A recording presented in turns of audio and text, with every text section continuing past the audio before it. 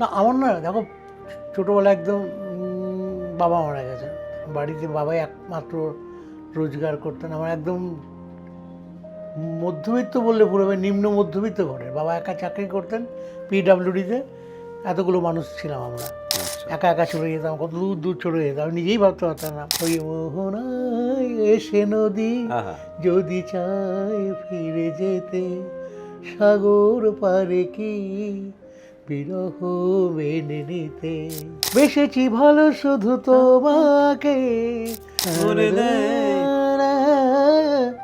না না রে না, এ ভালো লাগা কাছে আসা, কে প্রথম কাছে এসেছি, কে প্রথম এসে দেখেছি, কিছুতে তোমার আমার মন ফাগুন যে এনেছে।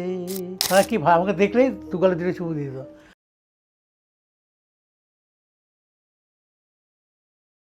নমস্কার, আজকেও কিন্তু টেলিসিনের এই আড্ডায় উপস্থিত হয়েছি আমরা, এবং আজকেও আমাদের মধ্যে এমন একজন রয়েছেন, এমন একজন সঙ্গীত পরিচালক বলবো, যে একচেটিয়া এত ছবির কাজ করেছেন এবং এত বাংলা ছবিতে তিনি সুর দিয়েছেন। শুধু বাংলা ছবি নয়, বেসিক গান, হিন্দি, সব ক্ষেত্রেই কিন্তু তার সমান বিচরণ।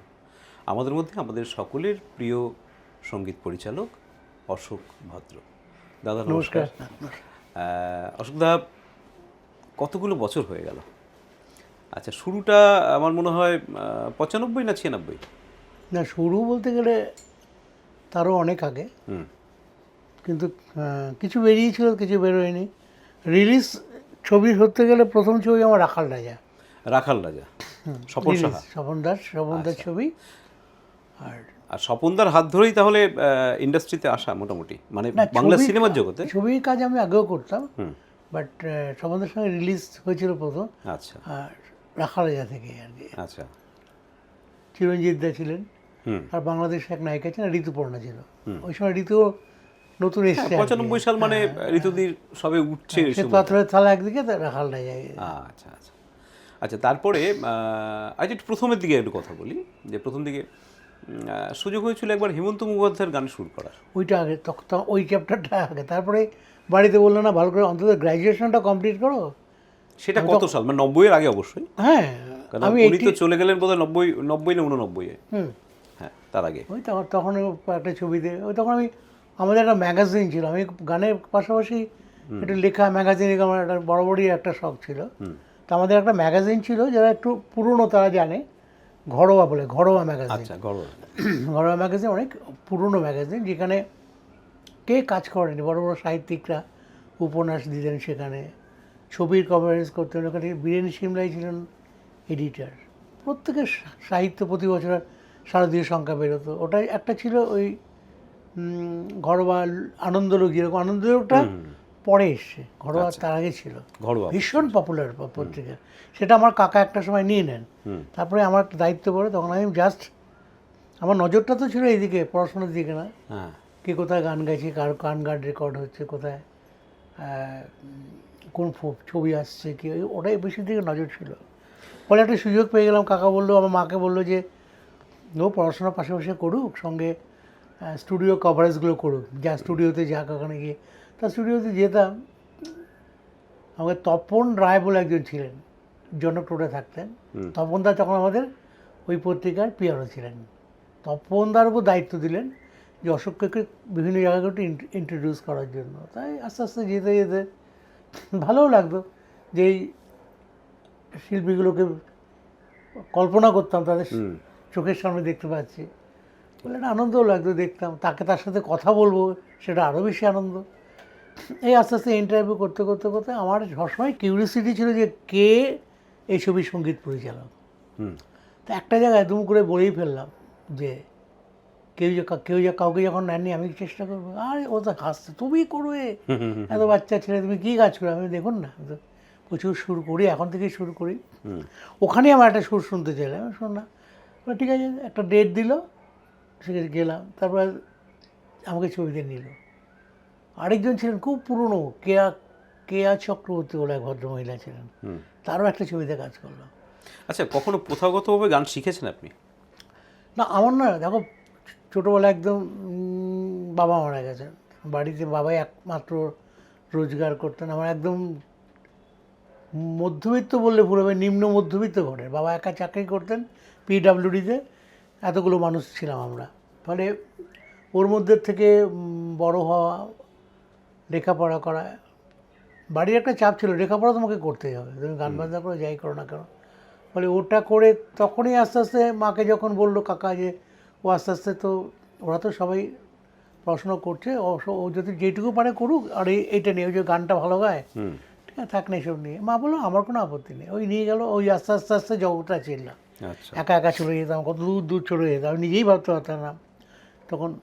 আজকের একটা 16 বছর, তখনকার 16 বছরের মধ্যে অনেক অনেক তফাৎ ছিল। ডিফারেন্স ছিল। মানে তখন তার মোবাইলের জমানা না ছিল না, যেমন ছিল, সোশ্যাল মিডিয়া নেই, সে ফেসবুক গাড়ি নেই। কখনো দুর্গাপুর, কখনো আসানসোল, কখনো তখন চলে নাটক যেতাম। যাত্রা, ফাংশন, জলসা, এর উপরেই তো তো। এটা আমার কাজে দিয়েছে যে ওই মানুষকে চেনা, জগৎকে চেনা, হুম। যে রাস্তাকে চেনা, রাস্তাঘাটকে চেনা, এগুলো আমাকে ভীষণভাবে উপকার করেছে এই সমস্ত।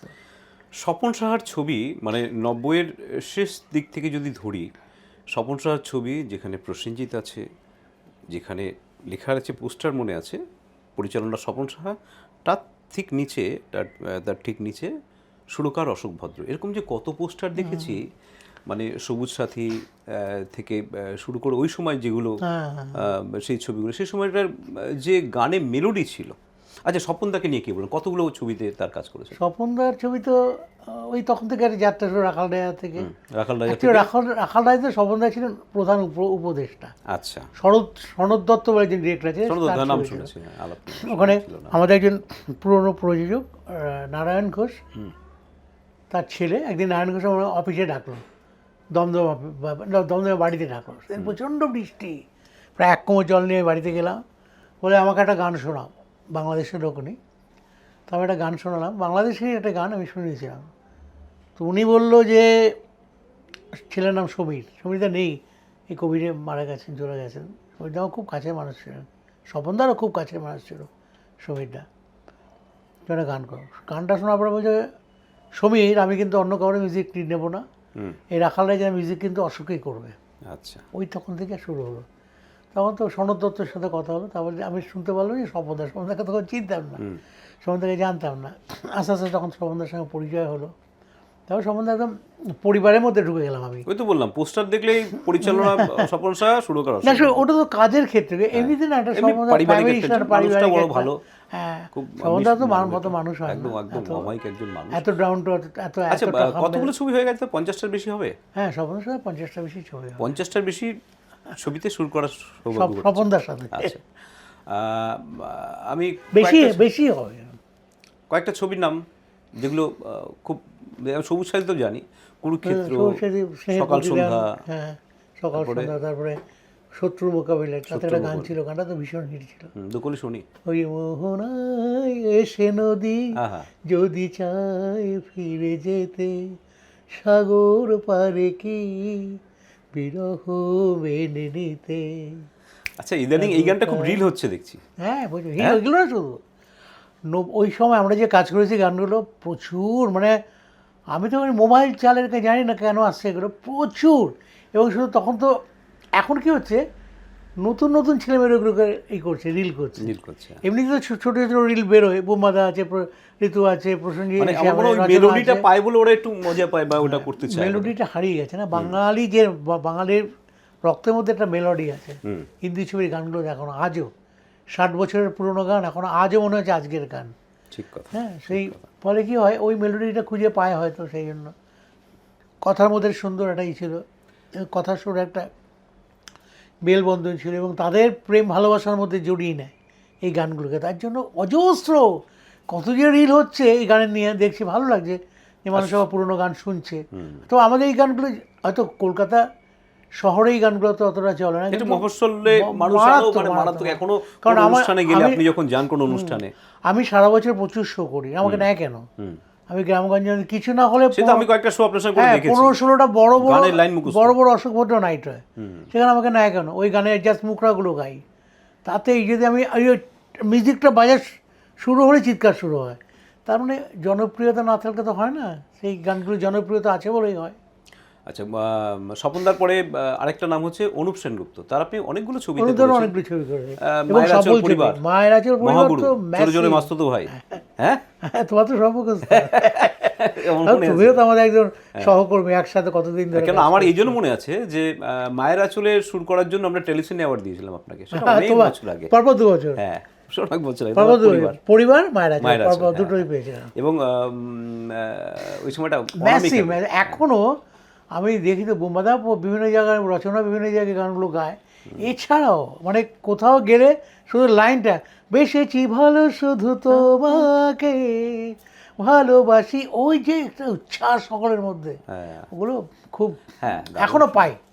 আজ থেকে ধরো 2000 বোধহয় দুয়ের ছবি, 24-25 বছর হয়ে গেল, এখনো যে গানগুলো মানুষ গাইছে বা মানুষকে মনে রেখেছে, এটাই বেশি। আচ্ছা, মিঠুন চক্রবর্তী অভিনীত আরও স্বপনদার কয়েকটা ছবি ছিল। মিঠুনদা আমাকে খুব স্নেহ করতেন। মিঠুনদা বলতো মিউজিকটা কী করছে, মিঠুনদার একটা প্রশ্ন ছিল, একবারই বলতো মিউজিক কিন্তু অশোক করবে, অশোক ভদ্র করবে।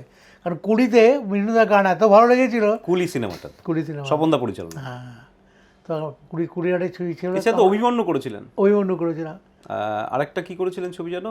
মহাগুরু, কুড়ি, অভিমন্যু, তারপর চরিচির মাস্তুতো ভাই, কিন্তু অনুপদার ছবি, মানে স্বপনদার আরেকটা ছবি করেছিলেন। সম্বন্ধে আরেকটা ছবি করেছিলাম, ওইটাই রাজাবাবু। রাজাবু করেছিলেন, হ্যাঁ। রাজাবাবু খুব একটা ভালো একটা গান ছিল। ওই মিঠুনদা যখন বাচ্চাটাকে নিয়ে ওই বাড়িতে গেলেই নাকি আমাকে এসে বলতো যে মিঠুনদা বাড়িতে যাতায়াত করতো, তারা বলতো মিঠুনদা বাড়িতে শুটিং পরেই ওই গানটা নিয়ে বাচ্চাটাকে নিয়ে বাগানে ঘুরতে করতে পারে। আচ্ছা, আরেকজনের নাম অবশ্যই বলতে হবে, সেটা হচ্ছে কুমার শানু। কুমার শানুর বহু গানে মানে আপনি সুর করেছেন, সংখ্যাটা কত মোটামুটি? আমার হিসেব মতো কিছু রিলিজ হয়নি এরকম কিছু নিয়ে, আমার কাছাকাছি 600-650 গান তো হবে। এত গানে? হ্যাঁ, এত গান আপনার সুর গান করা নয়, নিয়েছে? আমি কত ছবি করেছি। তারপরে কী হয়েছে বলতো, অনেক এখন আমাদের সোশ্যাল মিডিয়াতে তো তখন এগুলো ছিল না, অনেক ছবি আসেইনি। আমার যখন লিস্ট দেখি তাতে দেখি যে 4 ভাগের ছবি, 1 ভাগের ছবি আসেনি। আচ্ছা, রিলিজই হয় রিলিজ হয়েছে, মানে সোশ্যাল মিডিয়া বা ইউটিউবে সেগুলো পাওয়া যায় এগুলো না। পাওয়া যাচ্ছে না। অনেক ছবি করেছি তো, কত ছবির নাম, কত যে গানগুলো চলে। আর এখন তো এমন হয়ে গেছে যে ওই গানটা যে আমার গান ওটাই বুঝতে পারি না। কিন্তু একটা গান আপনার যেটা জাতীয় সাক্ষরতার উপরে, ন্যাশনাল আপনার যে ইয়ে ছিল সাক্ষরতার উপরে, তো ওই গানটা একসময় ন্যাশনাল অ্যাওয়ার্ড পেয়েছিল। ওটা ন্যাশনাল পেয়েছিল অ্যাওয়ার্ড এরকম? বলে না, ওই টাইপের একটা বড় অ্যাওয়ার্ড দিল্লি হ্যাঁ, থেকে দিল্লি থেকে কোনো একটা রিকগনিশন পেয়েছিল আর কি। সেই গানটা দুপুরে একটু শুনি না, দর্শক একটু মনে করাই, কেন এই সময় এই গানটা এক সময় এত আমরা দূরদর্শনে বা রেডিওতে শুনেছি যে এই গানটাতে সুর করেছে অশোক ভদ্র, এটা কিন্তু সত্যি অনেকে জানে না। একটু শুনি না গান দুকলি। ভুলে গেছি কথা। নতুন যুগের সূর্য বলে দেয়। না না রে না, কথাগুলো ভুলে হ্যাঁ, গেছি। হ্যাঁ, কি সুন্দর গানটা ছিল। ডা রে রে। তারপরে ছিল জাতীয় সাক্ষরতা মিশন, এরকম একটা কি সুন্দর ভয়েস আসতো। আচ্ছা, আরেকটা কথা হচ্ছে যে তখনকার, মানে তখনকার তো আর 50-100 বছর আগের নয়, তখনকার মানে আমি বলছি 90-এর দশক, তারপর 2000-এর পর থেকে একটা টানা সময় চললো। তারপরে পরে এখন যে ধরনের গান তৈরি হয়, মানে এখনকার যারা অনেকেই ভালো গান করে, অনেকেই ভালো গান তৈরি করছে, এবং স্বীকৃতি, যেমন তখন তুমি কথা বলে অনেক স্বীকৃতি এসছে, সেগুলো কিন্তু রিসাতে আসেনি। আমি একটা গৌতম বুদ্ধ একটা হয়েছিল, তারপরে শেষের কবিতা হয়েছিল, যেগুলো কিন্তু একটা বিরাট সাড়া পেয়েছিল ওই সময়টা। তখন তো সোশ্যাল মিডিয়া ছিল না, সেই বড় বড় অ্যাওয়ার্ডগুলো কিন্তু আমি পেয়েছিলাম, কিন্তু জানি না কেন হয়তো সেই সোশ্যাল মিডিয়ার এগুলো আমার ছিল না, সেই সোর্সগুলো হয়তো আমার ছিল না। আর আমি বরাবরই একটু প্রচার বিমুখ ছিলাম, একটু লাজুক ছিলাম। অনেক ছবিতে এরকম হয়েছে যে সেদিন মিউজিক রিলিজ হচ্ছে, আমি নেই, বোম্বাদা অশোক কোথায়, বলে আমাকে একদিন বকলো, আরে মিউজিকটা কি আমার নাকি রে, আমাকে রিলিজ করতে হচ্ছে, তুই আসছিস না, এরকম। বোম্বাদা একটা মানুষ সত্যি সবার জন্য ভাবে, এটা একটা খুব বড় এবং সঠিক কাজের অ্যাপ্রিসিয়েশন। না, আমি তো দেখো আমাদের পরিচালকদের নিশ্চয়ই কাজ আমি স্বপনদা বুঝিয়ে দিতেন কোথায় কোথায় গান আছে, অনুপদা বুঝিয়ে দিতেন, তারপরেও কিন্তু বোম্বাদার কাছে বসতাম আমি। বোম্বাদা যে কিছু রেফারেন্স দিত, ওটা রিয়েলি ওই রেফারেন্স দেখে কিন্তু আমি অনেক গান করেছি। আচ্ছা, আমি যেটা করার চেষ্টা করছি সবসময় মৌলিক করার চেষ্টা, সে ভালো খারাপ আমি জানি না, একটা মৌলিক মৌলিক কথার উপরে সুর, সেটা একটা আনন্দটাই আলাদা। সেটা করার চেষ্টা করি। সেই সময় অনেক সাউথের ছবি হতো, বাংলা হতো, অনেক গানই কিন্তু তো হ্যাঁ, দেখি কিন্তু যে অন্য সুর থেকে আসে, তারা কিন্তু তুমি অনুপ্রাণিত তুমি হয়ে পড়ে। রেয়ার একটা দুটো হয়তো আমার পেতে পারো। আমি এত হাজার হাজার গান করেছি, মানে আমি চেষ্টা করেছি। আমার খুব মন মৌলিক গান। খারাপ হয়ে যেত যে যখন আমাকে প্রযোজকরা বলতেন যে এই ক্যাসেট, এই গানগুলো করে দিতে হয় সাউথের গান। মানে কপি করে যাচ্ছে। খুব মোটা, আমি না ওইটা নিয়ে ভাবতাম, ওই গানগুলো শুনতাম, শুধু একটা কথাই বলতাম যে বাংলা আর সাউথের কথার মধ্যে অনেক তফাৎ। বাংলাগুলো ভীষণ মিষ্টি, গোল গোল, গোটা গোটা, আর ওরা যেগুলো এই যে কথা বলো, এতে সুরের হয় না। এই বোঝাতে বোঝাতে মানে ঈশ্বর আমাকে সহায়তা করেছেন যে আমি যে গানগুলো করেছি, কিন্তু আমাকে যেমন স্বপন দা একবার বললো, অশোক তখন ওই গানটা খুব, তুঝে দেখা তো হে জানা সানম, দারুণ হিট, মারাত্মক হিট। ওর একটা গান, আমি দাদা এটা করতে গেলে আমি অ্যারেস্ট হয়ে যাবো, কপিরাইট হয়ে যাবে, সাংঘাতিক পপুলার। আমি কী করলাম, তুঝে দেখা তো হে জানা, আমি করলাম এই ভালো লাগা কাছে আশা, এই গানটা তো খুব হিট ছিল। নাম ভালোবাসা, একটু টাচ করে বেরিয়ে গেলাম। এই গানটা এইগুলো খুব হিট করেছি, করেছে। এটা হিট গান, মানে প্রচুর আচ্ছা, hit। বাংলাদেশে দেখি আমাদের এই গানগুলোর একদম কপি টু কপি ওদের মতো অনেক গান শোনা যায় ওখানে। হ্যাঁ, ওরা তো করে নেয়, এত হিন্দিও করে নেয়। বাংলাদেশে অনেক কাজ করেছেন। বাংলাদেশে অনেক কাজ করে, মানুষের কাজ করে খুব মজা। ওখানকার মানুষের আন্তরিকতা অনেক, ঝন্টু দাদিরা জীবন, ঝন্টু, দিল জাহান জন। অনেকের সাথে কাজ করেছি। শিল্পী চক্রবর্তী ছিলেন, তার সঙ্গে করেছি। এরকম অনেক পরিচালকের সাথে, নামগুলো মনে নেই। আর আবার খুব করার ইচ্ছা আছে, কিন্তু আমাদের তো আবার ঠিক আছে, আবার হ্যাঁ, নরমাল হয়ে বেড়া যাচ্ছে সব। নিশ্চয়ই আবার ভেঙে যাবে। হ্যাঁ, নিশ্চয়ই আবার সুন্দর দুটো হবে। দেশের কালচারাল সম্পর্ক, একই রকম। কালচারাল এক্সচেঞ্জ সেটা চলতে থাকবে।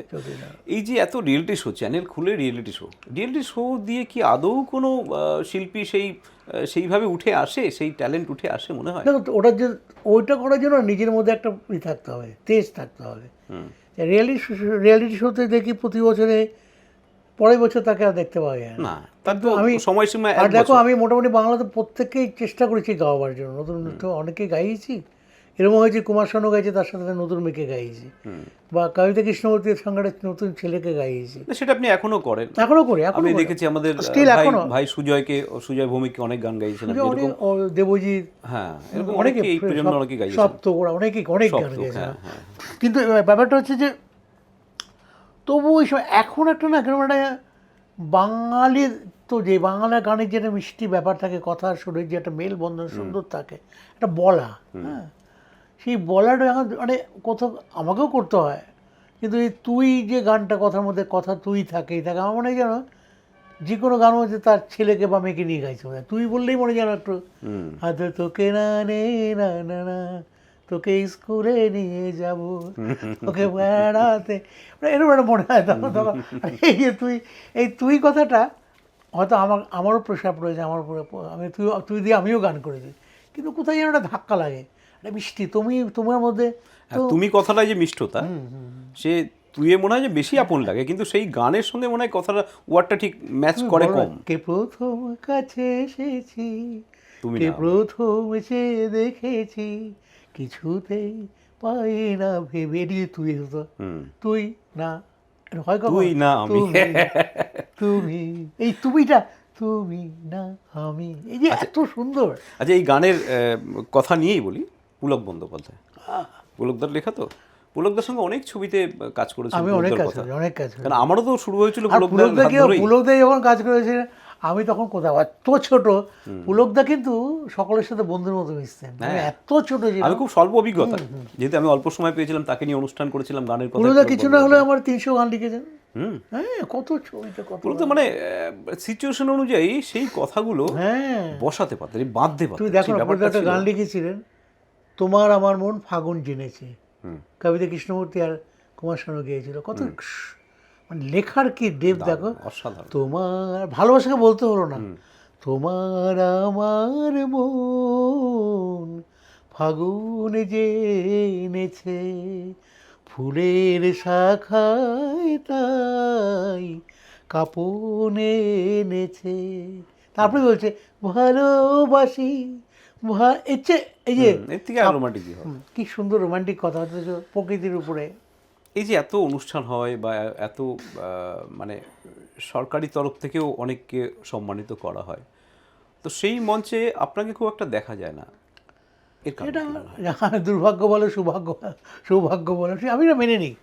যারা কাজ করছে, যারা নতুন ট্রেনকে আমি সবসময় অ্যাপ্রিসিয়েট করি, তারা কাজ হচ্ছে, যারা কাজ করছে কী করছে। কারণ আমার একটা কী আছে, আমার একটা মনেই আছে যে আমি অনেক কাজ করেছি, দর্শক শ্রোতা এত ভালোবেসেছে। তার অনেকে জানেও না, কলকাতার অনেকেও জানে না যে আমার দেখো আজকে এত এত ছবি কী করে পেলাম, আমার মুখ দেখে কেউ দেয়নি যে আমার নাকি আমার প্রচুর টাকা আছে, আমি ইনভেস্ট করে ছবি করছি, কাজ তাও না। করেছেন তার ফলে কাজ হয়েছে, সেগুলো হিট করেছে বলেই তো কলকাতা অনেকেই বলেন যে আমাদের গান নিয়ে অনেক অনেক চিন্তা ভাবনা এই করেন, অনেক সমালোচনাও হয়। কিন্তু একটা কথা বলি যে একটা ছবি কিন্তু 90% একটা গ্রাম বা মফস্বল কেন্দ্রিক হয়। আমাদের শহরে, কলকাতা শহরে একটা ছবি কতটুকু চলে, এই 90% লোক কিন্তু আমাদেরই গান শোনে। আজকে ওরা বাবুলদা কী আছে, বাবুলদা গানে কত কন্ট্রিবিউশন বলতো, বাবুল বসে এত গান করেছে, বাবুলদাকে কোনো অ্যাওয়ার্ড দেওয়া হয়? আমি ছেড়ে দাও, বাবা, আমার কথা ছেড়ে দাও। হিন্দিতে বাংলাতে একের হিন্দিতে পর এক বাংলা, হিন্দিতে একটা বড় একটা জায়গা, সেখানে বাবুদা তো বেশি কাজ করেননি, যেটুকু করেছেন দারুণ কাজ করেছেন। হ্যাঁ বাবুদা খুব তা আমি হিন্দিতে পেয়েছি, হিন্দিতে ছবি কাজ করে যে সম্মানটা পেয়েছি, সানান সানোটার যে সম্মানটা দিয়েছেন আমাকে, যারা একটু সোশ্যাল মিডিয়াকে ঘাটবে দেখেছে, জিতেন্দ্র এসে আমাকে এই করে দিয়ে, জিতেন্দ্রের মতো আমি অত একটা দেখেছি হিরো, ছবি, হ্যাঁ। হ্যাঁ, তা তারা যদি এই করতে পারে, এইখানে কাউকে দেখলাম না, তাতে আমার কিছু যায় আসে না, কিচ্ছু আসে না। এখানে প্রত্যেককে নিজেদের নিয়ে ব্যস্ত, কার উপর খুব অভিমান। অভিমান কিছু নেই। আমি বললাম একটা কথাই, চলছে চলুক, মেন জায়গা হচ্ছে শ্রোতা দর্শক, ওরা দেখা যায়, এই যে প্রতিদিন দেখছি তো এত গানের রিলস হয়, আমি মানে গ্যারান্টি দিয়ে বলতে পারি এখন যত নতুন নতুন ছবির গান হচ্ছে তত রিলস হয় না, যে গানগুলো আমি করে এসেছি, দেখছিলাম। বাবুলদা যেগুলো করেছে প্রতিদিন। আগে হিরোইন হতো, এখন যে কাপেল যত ছেলেমেয়েরা আছে সব সেই গানগুলোকে নিয়ে, কবেকার গান, 20 বছর 25 বছর আগে গান করেছি, সেগুলো আজও বাজছে কেন? আজকের গান কতক্ষণ বাজে, এক মাসের পরে সেই গানগুলোকে আর পাওয়া যায় না। ঠিক কথা। সেই যে মেলোডি, সেইটা আবার ফিরে আসা উচিত। আগামী জেনারেশন ওরা করবে, আমরা কেন করব? ওরা করবে, ভালো কথা হবে, বাংলা গান, বাংলা একটা আলাদা জায়গা, বাংলা এত কথার ক্ষেত্রে আপনি মার্জিত। যেমন প্রিয়দের সঙ্গে কাজ করেছেন, প্রিয় চট্টোপাধ্যায়, প্রিয় অত্যন্ত, গৌতম সুস্মিত। গৌতমের সঙ্গে কত গান করেছি, প্রিয়র সাথে কাজ করছি, এখনও করছি। যারা এখন যে কথা লেখা হয়, মানে ওই যে একসময় আমি প্রিয়দাকে জিজ্ঞেস করেছিলাম একদিন যে এই যে নয়ন সরসী কেন ভরেছে জলে, কত কি রয়েছে লেখা কাজলে কাজলে, এই কথাটার মানে যেটা হয়, নয়ন সরসী মানেই হয়তো এই প্রজন্মের অনেকে ভাববে এই কথাটার মানে কি। কিন্তু এখন যে কথাটা অনেকটা আধুনিক হয়ে হতে এখনের যে ভাষাগুলো লেখা হয়, যে কথাগুলো লেখা হয়, সেগুলো কি মনে হয় যে কোথাও সেই সাহিত্য রসটা একটু কমে যাচ্ছে? না, এটা কমে যে ওঠে না, এখন দেখতে হবে কোন কথাটা কীভাবে অ্যাপ্লিকেশন হচ্ছে, তার মধ্যে সুরটা কতটুকু ইয়ে হচ্ছে। হ্যাঁ, আর এখন প্রত্যেকেই পড়াশোনা করে, এখনকার ছেলেরা অনেক ইন্টেলিজেন্ট, তারা মানে বুঝতে পারে। হ্যাঁ, এটা মানে বুঝতে পারে। আমি একদিন বুঝতাম না যে গাছের পাতা রোদের ঝিকিমিকি আমায় চমকে দাও, আমি এতদিন বুঝতে পারছি, আমাকে প্রিয় বুঝিয়ে দিল। এই যে হয়তো সে বুঝতে পারছে না জায়গাটা, কিন্তু নিশ্চয়ই কারণ তো ছিল, তখন অত বড় গীতিকার লিখলেন কোনো কথাটা। হ্যাঁ, ঠিক কথা। হয় এরকম কিছু। এত আগে তো ভালো হয়েছে, দেখো একটা গোল্ডেন পিরিয়ড গেছে, ওল্ড ইজ গোল্ড, ওগুলো নিয়ে আমরা আলোচনা না করাই ভালো। এখনও ভালো কাজ হচ্ছে, কোনো অস্বীকার করা যাবে না। এখনকার আমার পরবর্তী সময় জিৎ এসছে, জিৎ অনেক ভালো কাজ করে, ভীষণ দক্ষ একজন সঙ্গীত পরিচালক, ভালো কাজ করছে। ওরা একটা কত বছরের একটা মানে সাংঘাতিক একটা বাংলা গান, মানে জিতের গান। এই যে সমস্ত দেবের সাথে সে সঙ্গে যে গানগুলো, ছবিগুলো রিলিজ হয়েছে, রিয়েলি অ্যাপ্রিসিয়েট করার মতো। নতুন একটা ঘরানা আবার, মানে হ্যাঁ, নতুন একটা, আমরা যে ধরনের করেছি তাতে একটু বেরিয়ে এসে, তারপর তখন গানগুলো ভীষণ চলতো তো, আমরা চ্যানেল পাইনি তখন, ওই সঙ্গীত বাংলা চ্যানেলে সারাদিন চলতে মানুষের মনে কিছু একটা হ্যামারিং হতো। আমাদের তো শুধু গণপ্রচার ছাড়া কিছু না, মুখে মুখে প্রচার ছাড়া। এখনও তাই হচ্ছে, এখন এই সোশ্যাল মিডিয়াতেই, ইউটিউব, এগুলো ইনস্টা টিনস্টা আসার পরে গানগুলো চলছে, মানুষ আবার নিচ্ছে গানগুলো, এখন আবার চলছে সেই গানগুলো। আচ্ছা, আরেকটা কথা হচ্ছে যে এই যে এখনকার ছেলেমেয়েরা, আগে শুনতাম মানে পাড়ায় পাড়ায় ওই সন্ধে হলে হারমোনিয়াম নিয়ে একটু সারেগামা প্র্যাকটিস হতো, কিংবা তবলা কেউ বাজাতো, এইটা না যেন জেলায় জেলায় একটু সেই চলটা মনে হয় কোথাও কমে গেছে, মানে কমে গেছে। ছেলে পুলেদের গান শেখে, মানে গার্জিয়ানরা যেটা ভাবতে হয় গান শিখবি, তুই এইটা শিখবি, তুই তবলা শিখবি, তো সহজ কি না। ব্যাপারটা কি কমে যাচ্ছে মনে হয়? কমে গেছে তো, কমে গেছে, তার জন্য কেউ তৈরি হচ্ছে না সেভাবে। তার জন্য আজকে মোবাইল বলো না, মোবাইলটাই কি শেষ করছে জেনারেশন? মোবাইলটা তো বেশি ব্যবহার করা হচ্ছে গানগুলো। তবে মোবাইলে একটা সুবিধা ভীষণ, আমরা যে অজানাকে জানতে পারছি, হ্যাঁ, অচেনাকে চিনতে, হাতুর মুঠোয়। অচেনাকে চিনতে পারছি, এটা একটা বিরাট জিনিস। কিন্তু যারা বেশি মাত্রায় addicted হয়ে যাচ্ছে না? তো যারা পড়াশোনা করে তাদের তো খুবই ক্ষতি হচ্ছে। তারা এই গেম টেম দেখে দেখে তারা যে সময়টা নষ্ট করছে, অনেক বাবা মারা ভীষণ চিন্তিত এটা নিয়ে। হ্যাঁ, এই যে বাচ্চাদের শেখার যে ডেডিকেশন ছিল আগে, যে না, গানটা শিখবো, সেই ওইটা নেই। ডেডিকেশনটা আছে না, মনে হয় কমে যাচ্ছে। অনেক কমে গেছে। একটা ছেলে মেয়ে আগে দেখেছি, আমাদের তো অনেক স্টুডেন্ট আছে বিভিন্ন জায়গায়, সারা পশ্চিমবঙ্গে ছড়িয়ে ছিটিয়ে আছে। তারা যে রেওয়াজটা করতো, 3-4 ঘন্টা রেওয়াজ করতো, এখন করেই না 1 ঘন্টা। তারা একটা ছুটছে, কখন আমি একটা রিয়েলিটি শোতে যাবো, শুধু চান্স পাওয়ার পিছনে। কখন একটা গান করে আমি ইউটিউবে দেবো, তাদেরই বেশি মানে আধিক্য আর কি। এখন তো আর সেই সময়টা নেই যে না। এখন একটা বছরে রেকর্ড বেরোবে বলে সারা বছর বসে থাকা। তোমাকে একটা কথা বলেছি, উইদাউট রিহার্সেল মানে Practice. অনুশীলন, অনুশীলন। এটি যদি না থাকে বড় হওয়া খুব মুশকিল। আজকে দেখো আমরা মান্নাদের নাম বলি কেন, সন্ধ্যা মুখার্জির নাম আজ বলি কেন, আজ শুধু আমরা বলছি না, 500 বছর 1000 বছর এরা পুরনো হবে না। তাদের মানে ধ্যান জ্ঞান, তাদের যে অধ্যবসায়, তারা যেই সাবজেক্টটা নিয়ে কাজ করেছেন সেটাকে নিগড়ে দিয়েছেন, রেয়াজ করতেন সেই সময়। হ্যাঁ, আমার একটা ছোট্ট একটা ঘটনা বলি। একবার আশাজির সাথে আমার কথা হচ্ছে বম্বেতে, দাদা বলছে, দিদি বলছে তো রাতে ফোন করতে হবে। কত রাতে হতে পারে, করো না ফোন, করো না। অনেক রাত্রে দিদিকে একটা ফোন করেছে, তখন তো ল্যান্ড ফোন ছিল। তো ফোনে বাড়িতে বোধহয় কোনো মানে কেউ কাজে কেউ ধরেছে না, তো ফোনটা কন আচ্ছা मैं कलकत्ता से अशोक भद्र म्यूजिक डायरेक्टर, ও তো ফোন দেবেই না তো রাত্রে। আমি বললাম যে আমার দিদির সাথে কথা হয়েছে, আপনি ফোনটা দিন। রিসিভারটা রেখে, তখন বাজে প্রায় 1:30 হবে, আমি রিসিভারটা না উনি বলে রেখে বোধহয় দিদিকে ডাকতে গেছে, আমি রেওয়াজের আওয়াজ পাচ্ছি। ওই সময় দিদিকে রেওয়াজের দরকার ছিল, আশাজির রেওয়াজকে দরকার ছিল। আমি 1:30টার সময় শুনতে পাচ্ছি উনি রেওয়াজ করছেন। এটা হচ্ছে এরা একটা সাক্ষাৎ সরস্বতী। তার ফল কোনোদিন ভুলতে পারবে লতা আশাকে কেউ কোনো ভুলতে পারবে? আমার এই ক্ষেত্রেও আমার মনে আছে আমাদের আরেক শ্রদ্ধেয় শিল্পী সন্ধ্যা মুখোপাধ্যায়ের কথা মনে পড়ে। তো দিদির বাড়িতে আমি বেশ কয়েকবার যাওয়ার সৌভাগ্য হয়েছিল, এবং আমি একটা গান গাওয়ানোর জন্য, একটি পুজোর গান গাওয়ানোর জন্য বিশিষ্ট একজনকে নিয়ে গিয়েছিলাম ওনার বাড়িতে। তো উনি গেলেন, কথা হলো, আড্ডা হলো। উনি নিজের হাতে আপ্যায়ন করতেন, ভাবতে পারি না, সন্ধ্যা মুখোপাধ্যায় নিজে কেকটা বাড়িয়ে দিয়ে বলছে, এই পুরোটা কিন্তু খাবে। মানে এখন তো আর শিল্পীদের কাছে সরাসরি পৌঁছানো যায় না, সেক্রেটারি বা তাদের যারা সহায়তা করে তারাই ওই অবধি থাকি আর কি, আর্টিস্টের পৌঁছানো খুব কঠিন হয়ে পড়ে। কিন্তু তখন যাকে গানের প্রস্তাবটা দেওয়া হলো, দিদি এই বছর পুজোয় এই গানটা আপনাকে দিয়ে গাওয়াবো, আমরা প্ল্যান করে রেখেছি, সুরকারও বিশিষ্ট একজন সুরকার করবে, নাম বলছি না। তো উনি বললেন যে তোমরা যদি 13 বছর আগে আসতে আমার কাছে, আমি গানটা গাইতাম, কারণ 13 বছর আগে আমি প্রফেশনাল গান বাজনাটা ছেড়ে দিয়েছি। কিন্তু প্রত্যেকদিন প্র্যাকটিস করেন, রিয়াজ করেন, কিন্তু উনি এক জায়গায় জানে যে এক জায়গায় থামতে হয়, এরপরে আর করা উচিত নয়।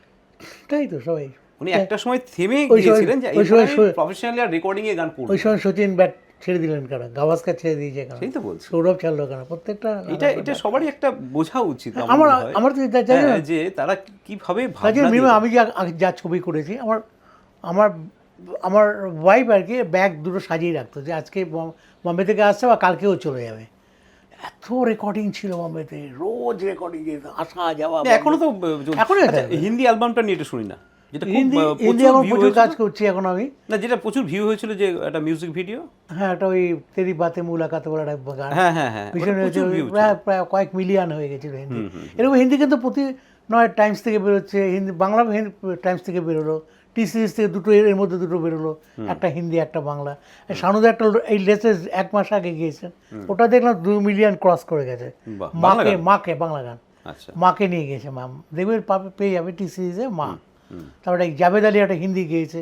আমার কাজ কিন্তু পুরো চলছে, প্রতি মাসে 1-2 রিলিজ করছি, হিন্দি বাংলা রিলিজ করছি, কিন্তু ওই ছবির ব্যাপারটা নেই। ওই ছবির এত প্রেশার ছিল, প্রতিদিন একটা ছবি আসছে। আমি নিজেই বুঝতাম না ছবি রিলিজ কবে হতো, কী হতো। একসঙ্গে 3টা রিলিজ হচ্ছে, 3টেই মিউজিক আমার, পোস্টার হচ্ছে চারিদিকে, সিক্স সিটার 4 সিটার চারিদিকে একটা দেখতাম। আর আমার বউর কাজ ছিল তখন, আনন্দবাজারে বেরোতো তো, আর নিচে অশোক ভদ্র থাকতো, আর আমি আমার বউ দেখতাম ওই কোথাও ড্রেনে পেপার পড়ে আছে, কেউ দেখে না করে একটা কাঠি দিয়ে কাগজটা তুলে নিলাম। হ্যাঁ, আমার বউর খারাপ লাগতো যে আমার বরের সেখানে ড্রেনের মধ্যে পড়ে, কেউ দেখে না করে কাগজ এরকম। তখন তো পেপারে ভীষণভাবে বিজ্ঞাপন আসতো না, এগুলো একটাই আসতো। সেগুলো একটা মজা ছিল, আনন্দ ছিল, কাজ করার একটা ব্যাপারই ছিল আলাদা। প্রতিটি হলে, কত হলে 25ই আমার টান পড়তো আমার যাওয়ার জন্য, হলে সেই যাওয়ার গোল্ডেক্স জন্য। পাওয়া যেত সেই সময়টা না? হ্যাঁ, তারপরে গোল্ডেক্স পেয়েছেন কখনো? হ্যাঁ, গোল্ডেক্স পেয়েছি, অনেক গানের জন্য পেয়েছি। এখন তার হয় না, এগুলো এখন জানে না, নেই, ইউটিউবের জন্য নেই। জানে না এই গোল্ডেক্স। এখন আর স্বীকৃতি অন্য ওগুলো পেয়ে গেলাম তখন। এখন তো ভিউর উপর ডিপেন্ড করে, এত ভিউ। মানে আমি তখন নর্থ বেঙ্গলের প্রচুর শো করতে যেতাম, শো আমি এখনও করি, এখনো করেন? আমি ওই শো করতে যেতাম, আমরা ধাবাতে খেতে বেরোতাম, প্রতিটি খাবার দোকান থেকে আমার কাছে, ওরা কি জানে আমি এসেছি, প্রতিটি দোকান থেকে দেখছি ওই গানগুলো। আমি এটার জন্য বুম্বাদা গ্রামগঞ্জে, বুম্বা, রচনা, ঋতু, এরা এখনো এত হিট, এত হিট। আমি একটা শুটিং করতে গিয়েছিলাম, বুম্বাদা আমাকে বলেছিল তুই রায়চকে চলে আয়। আমি আর প্রিয় বোধহয় গিয়েছিলাম একটা ছবির কাজ করতে। তা আমার অনেকক্ষণ যখন বোর ফিল করছি, বুম্বাদাকে ফোন করে, দাদা আমরা কি শুটিংয়ে আসবে বলে, আসতে পারিস? আচ্ছা, তো একটা গাড়ি পাঠালাম, আমি শুটিংয়ে গিয়েছিলাম রায়চকে। একটা ওইদিকে একটা ইয়ে আছে না, ফলতা বলে জায়গা আছে, ফলতা, হ্যাঁ হ্যাঁ, ওখানে জগদীশ চন্দ্র বসু একটা বাংলো আছে, ওইখানে শুটিং হচ্ছে, লোক আমরা নিজেরাই ঢুকতে পারছি ছবিটা না। স্বপনদা একই বোধ হয়, ত্যাগেরটাই হবে। তখন বুম্বাদা একটা ছবি, ওই ঝামু সুগন্ধা একটা ছবি করছিলেন। আচ্ছা, বুম্বাদা বলছে ওটা আমার উপর সমস্ত কিছু আছে, তোকে মিউজিক করতে হবে, আর কাকে তুই। ত্যাগ তো ওই যে আপনার বিশু চক্রবর্তী। হ্যাঁ, বিশু চক্রবর্তী। না, ত্যাগের শুটিং এর সময় আমিও গিয়েছিলাম। ও, তুমি গিয়েছিলে? হ্যাঁ হ্যাঁ, সেই ফেরার সময় মনে আমাদের কাঠের সাথে সব, ফিরলাম সেই মুম্বাইয়ে। কাঠের মিলের উপর শুটিং হয়েছে। তাপসদা ছিল ছবিটাতে? হ্যাঁ হ্যাঁ, ওই মানে 300 ফিট ওপরে সব লোক দাঁড়িয়ে আছে, ম্যানেজার এসে ফোন করে আপনার শুটিং বন্ধ করুন, একটা যদি কাঠ সরে যায়, মানুষ চলে গেলে আমার ব্যবসা বন্ধ হয়ে যায়। ওই ওরকম আমার সঙ্গে আমি আর আরেকজন গিয়েছিলাম, সেও আমাদের মধ্যে নেই, মানে সত্যি তার কথা স্মরণ করি। মানে এই যে সিনেমার আর্টিস্টদের, শিল্পীদের গ্রামগঞ্জে নিয়ে গিয়ে একটা 4 ঘন্টার শো তৈরি করা, সেই জনপ্রিয়তায় পৌঁছে দেওয়া, অতুল সরকারের কথা বলছি। অতনুদা আমাদের মধ্যে নেই সত্যি। না, ওদের সঙ্গে আমারই হয়েছিল, আমি কয়েকটা শো ওই প্রোগ্রামটাতে আমি আর অতনুদা গিয়েছি, আর ফেরার সময় বোম্বাদার সঙ্গে আমরা একসঙ্গে। রাইট, মনে পড়েছে, তাই না? অতনুদা ছিল, দেখা। ত্যাগ সিনেমাটা, আর অতনুদা সবসময় দেখলে যেখানে দেখতো, কি লোক হয়েছিল না, কি লোক। এই যে বোম্বাদার জনপ্রিয়তা ভাবা যায় না এখনো, আজ থেকে 30 বছর আগেও ছিল, বোম্বাদা এখনো তাই। গ্রামগঞ্জে মানে বোম্বাদা। আর কি বোম্বাদার ম্যাক্সিমাম আমার মনে হয় 70% গাড়ি বোধ হয় আমার করা। ওই সময়টা। হ্যাঁ, আর আমি নিজে বুঝতে পারছি না তো, এত এত যে গান, মানে আমি এখন বুঝতে পারি যে গানগুলো আসে তো, যে এইগুলো কবে করলাম, কিন্তু দেখি না কি জনপ্রিয়। বোম্বাদা টেলিসিনে অ্যাওয়ার্ডে বহুবার এসছে এবং আমাদের অ্যাপ্রিসিয়েট করে, উৎসাহ দেয়, ভালো কাজের স্বীকৃতি দেয়।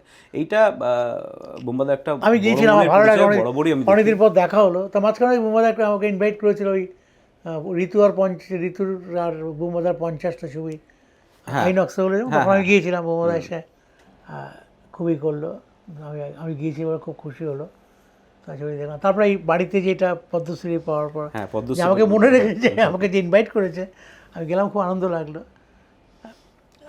ঋতুদের মধ্যেও কিন্তু ব্যাপারটা আছে, মানে এই যে মানুষকে স্বীকৃতি দেওয়া, আপন করে নেওয়া, সম্মান দেওয়া, না এই তোমাকে এটা করতে হবে, কিন্তু তুমি এটা করবে। কিছু মানুষকে তো কখনো এই জন্য ভোলা যাবে না, কখনো ভোলা যাবে না। নতুন প্রজন্ম কি সম্মান একটু কম দেয় সিনিয়রদের, মনে হয়? আপনারা যেরকম সম্মান দিতেন আপনাদের সিনিয়রদের, সেটা কি কম মনে হয়? সিনিয়র আমার যা অরূপদা বা প্রণবদা চলে গেছে, দুজনেই চলে গেছে, তারা কি আমাকে দেখলেই দুগালে দুটো ছবি দিত। তুই একদম অজাতে শুদ্ধ, কারো কোনো ঝামেলা থাকিস না, নিজের মতো। অরূপ ব্যানার্জি তোমার অ্যাওয়ার্ডই আমি আমার হাত দিয়ে, আমার নিজের খারাপ লাগছে, আমি ওনাকে কি অ্যাওয়ার্ড দেবো? পুরস্কারটা আপনি দিয়েছিলেন, হ্যাঁ, খারাপ লাগে লোকগুলো যখন। কুমার শানু 90s কত যে সাগর নদী, প্রিয়তমা মনে রেখো। না, আমার সঙ্গে কথা হতো শানুদা যখনই আমার সঙ্গে, যখন আমি শানুদার সাথে উনি বসি, যখনই পুরনো কিছু নিয়ে আলোচনা হয়, অরূপদা প্রণবদার কথা বলতেন সবসময়। আর একটা কথা বলবো, শানুদাও তাই। এবং কত সময় কত প্রবলেম, কোনো প্রডিউসার হয়তো পয়সা নেই, দাদা গানটা করে দেওয়া, কোনো তো না করেনি। আর আমার একটা সৌভাগ্য, শানুদা কখনো বলেনি কি টাকা দিলাম কি না, যা দিয়ে দে। এত গান গেয়েছে, এত মানে একটা পরিবারের মধ্যে বোধহয় আবদ্ধ হয়ে গেছি আমরা, কাজ করেছি, এটাই তো এত কাজ ভালোবাসা। করেছি। দেখুন এইটাই পুরস্কার জীবনে কি পেলাম না পেলাম সেটা বড় কথা এই যে নয়। পরিষ্কার এই মানুষগুলোতে যে ইন্টারভিউগুলো ভালোবাসা তো বলে যে যে অশোক মেলোডি কাজ করে, অশোক ভালো কাজ করে, এটি তো আমাদের অনেক পাওয়া না। আমার কাছে একটা বড় আরেকটা সৌভাগ্যের কথা আমার এখনও কোনোদিনও ভুলবো না। সেটা একদিন দেখি বাপিলা রিপোর্ট, বাপিলা আমাকে খুব স্নেহ করতেন, কমই দেখা হতো, বম্বেতে গেলে কখনো দেখা হতো, বা মারা যাওয়ার কদিন আগেও আমি বাড়িতে গিয়েছিলাম, পরপর 3 দিন বাড়িতে গিয়েছিলাম। তখন আমাদের বাংলা ছবির 300 বছর হওয়ার কথা ছিল, আমার উপর দায়িত্ব পড়েছিল, লকডাউনের জন্য হলো না, মিউজিক গিয়েছিলাম, বাপিলার বাড়িতে গিয়েছিলাম। বাংলা ছবির 100 বছর, বাংলা ছবি 100 বছর বাংলা ছবি 100 বছর ডিরেক্টর অ্যাসোসিয়েশন থেকে হচ্ছিল, আমার উপরে মিউজিক্যালি ব্যাপারটা শানুদাকে রাজি করেছিলাম, আরে মৌসুমী চ্যাটার্জি বাড়িতে গিয়েছিলাম, সবাইকে রাজি, একদম সব রেডি ছিল, জাস্ট লকডাউনের জন্য ক্যান্সেল হয়ে গেল। তখনই শানু ওই বাপিদার বাড়িতে গিয়েছিলাম, বাপিদা বলে অশোক আমারও কিন্তু 50 বছর, তখন দাদা তুমি এটা কিছু বলে দাও। শানুদা বাপিদার স্টুডিওতে নিয়ে গিয়েই বাপিদা বললো যে 50 বছরের সময় নিজের কিছু বললো টললো, রেকর্ডও করে আনলাম। তার প্রায় 7-8 দিন পরেই ঘটনাটা ঘটে। আমরা প্ল্যান করলাম না আমরা এটা করবো, আমরা এটা করবো, দিদির সঙ্গে আমরা আলোচনা করলাম। বাপিদার যেটা বলছিলাম, হঠাৎই বাপিদার ফোন, এটা একটু এত গান করি, কোনো গান কি সুরে মিলে গেল, বাপিদার গান এত অজস্র গান করে মিলে, একটা ভয় পায় ফোনটা দিলাম, হাই অশোক আমার খুব ভালো লাগলো, তুমি ভালো সুর করেছো। দাদা বলে আমি কান্নাডা থেকে ফিরছিলাম, আমি ফিরছি ওই রিজিওনাল ছবিগুলো দেয় না, ট্রেনে একটা ছবি দেখছিলাম, মিঠুনের ছবি, মিঠুনদার ছবি, তুমি মিউজিক করেছো, খুব ভালো।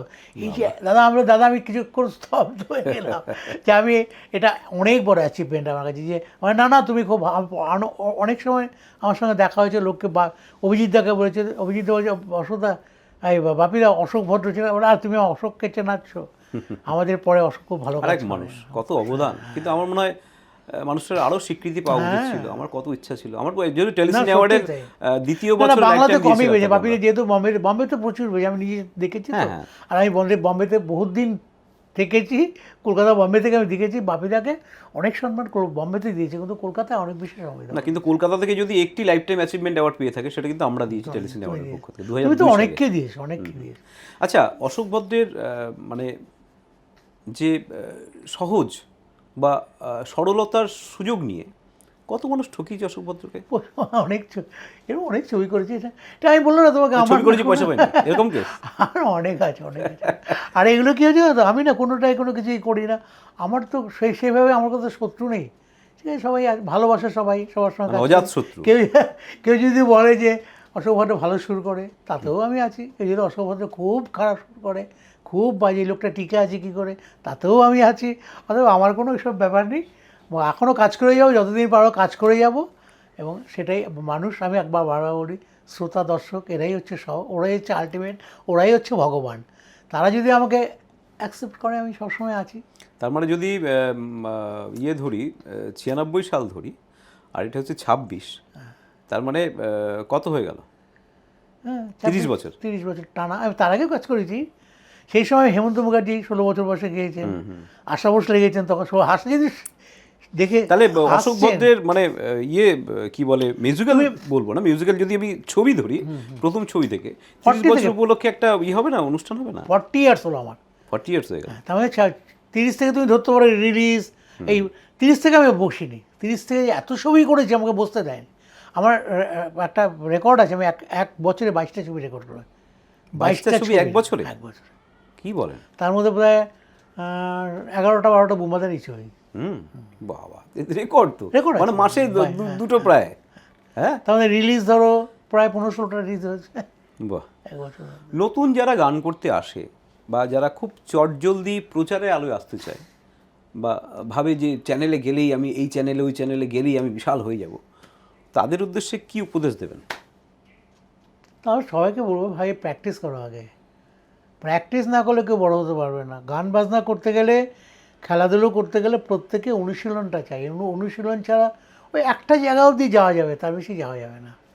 আর যারা নাম করেছেন, যারা বড় হয়েছেন, তারা প্রচুর প্র্যাকটিস করেছেন, সেটাকে জানতে হবে। যেই সাবজেক্টটা নিয়ে তুমি থাকবে, সেই সাবজেক্টটা মধ্যে গভীরতা না ঢুকলে হবে না, সেই গভীরে যেতে হবে। না শিখলে কিছু ইনবর্ন থাকে, আমরা ছোটোবেলা থেকে শেখার সুযোগ খুব একটা পাইনি, কিন্তু আমি বলবো যে আমি যে তাৎক্ষণিক শুরু করে ফেলি, আমাকে এখন লেখা দিলে আমি এক্ষুনি শুরু করে দেবো, কিন্তু আমাকে যদি বলে যে এক্ষুনি এই সংলাপটা লিখে দিচ্ছি, তুমি একটু অ্যাক্টিং করে দেখাও, তো আমি পারবো না। সেটাই। কিংবা 4 লাইন একটু লিখে দাও তো ভালো করে, আমি পারবো না। কিন্তু শ্যুটটা কিন্তু একটা পেপারে যদি কাটিংয়েতে যেটা থাকে, পেপারে যে নিউজগুলো থাকে, সেটাও আমি চেষ্টা করবো তালে ফেলে দিয়ে কিছু কি একটা টিপস দেবেন নতুনদের? নতুনদের টিপস দেবে এটাই, ভালো কাজ করছো তোমার প্রত্যেকে, যারা আগামী দিনের ভবিষ্যৎ খুব ভালো। অনেক ছেলেমেয়ে তো কোথায় চলে গেছে, সে দেখো রিয়ালিটি শো থেকেই তারা এসছে, কিন্তু তাদের মধ্যে ওই জেদটা ছিল। একটা জেদ রাখতে হবে, একটা লক্ষ্য রাখতে হবে। লক্ষ্য কিন্তু 100 রাখতে হবে, তাতে হয়তো 50-এ যাবে, কিন্তু একটা লক্ষ্য রাখতে হবে। আর মনে কখনো এটা আনবে না যে আমার কিছু হলো না, হওয়ার সময় শেষ হয়নি। এগিয়ে যাও, একদিন ঠিক সফলতা পাবেই। এবং তার জন্য অনেস্ট থাকতে হবে, ভালো থাকতে হবে, আর ভালো করে অনুশীলন করো, অনুশীলন দরকার। প্রচুর সাবজেক্ট আছে যে এটা রেওয়াজ না করলে কী হয়, যে গলার যে মানে অনর্গল যে এই যে কিছু কথা যে বলা, পরিষ্কার করে বলা, সেই বলার জন্য কিছু প্র্যাকটিস চাই, লিপ টুইস্টিং চাই, বা টাং টুইস্টিং যেটা দরকার, লিপটাকে বিভিন্ন রকম এগুলো এগুলো আমি তো গানের ক্লাস শেখাতে আসি, এগুলো তখন বোঝাতে পারতাম। অনুশীলন বিভিন্ন রকম, শুধু গান সারেগামা পাধানিসা করলে হবে না। মুখটাকে মুখে কথা বলার জন্য, গান গাওয়ার জন্য ফ্লুয়েন্সিটা চাই। সে কী করে করতে গেলে সেই টাংটাকে টুইস্টিং করে কথাগুলো পরিষ্কার করে বলা, সা রে গা মা, এই কথাগুলো অনেকে ঠিকমতো বলতে পারে না। এবং আকার দিয়ে সেই স্বরলিপি আকার দিয়ে রেওয়াজ করতে হবে প্রতিদিন, অন্তত 1 ঘন্টা সকালে, বিকেলে 1 ঘন্টায়, যে শুধু কিছু না হয় আরোহণ অবরোহণ করে যাও। আর অনেক রাগ যে শিখতে হবে তারও কোনো মানে নেই, কিছু কিছু রাগ রাখো। আর 10টা ঠাট সম্বন্ধে একটা সম্যক জ্ঞান থাক। আর একটা বিরাবাস শুদ্ধ দিয়ে, রে আর ধা দিয়ে ভৈরব, ভৈরবী রে গা ধানি দিয়ে একটা ভৈরবী। আর ইমন রাগ, ভীষণ মিষ্টি রাগ, দুটো মানে করিমা দিয়ে ইমন। এই কটার মধ্যে যদি একটু 1-2 ঘন্টা যদি রেওয়াজের মধ্যে থাকতে পারে। আর প্রচুর গান, এখন ছেলেমেয়েরা প্রচণ্ড ইন্টেলিজেন্ট, তারা গান শুনে অনেক স্মার্ট, অনেক মানে আমাদের তুলনায় তারা অনেক স্মার্ট। একদম একদম। এখন যে ছেলেমেয়েরা গাইছে না, ভাবা যায় না সেগুলো। তো তাতে এদের তো জন্মগতই নিয়ে এসছে, তার মধ্যে এত সোশ্যাল মিডিয়ায় দেখছে আরও অনেক ব্রাইট হয়ে গেছে। তার সাথে যদি একটু অনুশীলন হয়, কী তৈরি হবে বলো তো এটা। আর এবছর টেলিসিনে অ্যাওয়ার্ড 23 বছর হবে, আপনি সেই প্রথম দিন থেকেই আছেন। তো টেলিসিনে অ্যাওয়ার্ড 23 বছর, সকলের শুভেচ্ছা, ভালোবাসা, কি বলবেন? না, এটা তো তোমাকে একটা ভীষণ বাহবা দিতে হয় যে আজকের দিনে কিছু একটা করতে গেলে যে কত প্রতিবন্ধকতা। প্রথমত অর্থের একটা ব্যাপার থাকে, আজকে অর্থ জোগাড় করা, এত বড় একটা অ্যাওয়ার্ড করে তুমি যে কীভাবে করো, আমি তো অবাক হয়ে যাই। আমরা তো হল নিয়ে ছোটোখাটো অনুষ্ঠান করি, আমাদের দায়টাও কম থাকে, তোমার তো দায়টা অনেক বড়, কত বড় একটা অনুষ্ঠান তুমি করো। আর আমার মনে হয় ওয়েস্ট বেঙ্গলে এত বড় অনুষ্ঠান হয় না। আর আমি নিজেই যুক্ত থাকতে পারি, সত্যি আমিও নিজে ধন্য যে তোমার এই অনুষ্ঠানের সঙ্গে আমি যুক্ত থাকতে পারি। তো একটা সময় অ্যাওয়ার্ড পেতাম, এখন অ্যাওয়ার্ড দিই, এই আর কি। যাক দাদা, খুব ভালো লাগলো, অনেক কথা শুনলাম। এই তো কথা শেষ হবে না, কথা তো শেষ হয় না। 40 বছর একটা জার্নি। তো আরও কিছু ভালো কাজ আসুক, কারণ আপনি মাসে বেশ কিছুদিনই বম্বে থাকেন আমি জানি। না, কাজ করে একটু ভালো লাগে, ওখানে তাকে কাজ করি, এটা অন্তত আর কিছু না হোক একটা শান্তিতে কাজ করা যায়। এবং নতুনদের নিয়ে এগিয়ে চলার পক্ষপাতী আপনি, যে নতুনরা এগিয়ে যাক। তার মধ্যে তো আমি তো সময় নষ্ট করে না আসি। যখন আমার ছেলেমেয়েরা, আমার একটা নিজের গ্রুপ আছে, তাদের ছেলেমেয়েরা যখন মুখ দেখি, তারা যখন আমাকে দেখে, দীক্ষালো এয়ারপোর্টে আনতে যায়, তারা আবার যখন চাই দিতে যায়, চলে গেলে তো মন খারাপ হয়, আসলে আনন্দ হয়। এই তো এদিন নিয়েই তো সময় কেটে গেল। দীক্ষালোকের 25 বছর পূর্ণ হয়ে গেল। 25 বছর হয়ে গেল, খুব হয়ে করে কেটে যাচ্ছে, তোমাদের সবাইকে নিয়ে কেটে যাচ্ছে। ভালো সুযোগ পেলে ভালো কাজ করব, এটুকু জানি, এইভাবে না পেলেও কোনো ক্ষতি নেই। এইভাবেই সঙ্গীতময় থাকুন, আরও অনেক দিন নতুন কিছু সৃষ্টি করুন, নতুনদের দিয়ে কিছু সৃষ্টি করুন, এটি আমরা চাইব। চেষ্টা নতুনদের এগিয়ে নিয়ে যাওয়া, আমি চেষ্টা করবো। থ্যাংক ইউ দাদা, খুব ভালো থাকবেন, আপনাদের অনেক অনেক শুভেচ্ছা। Thank you.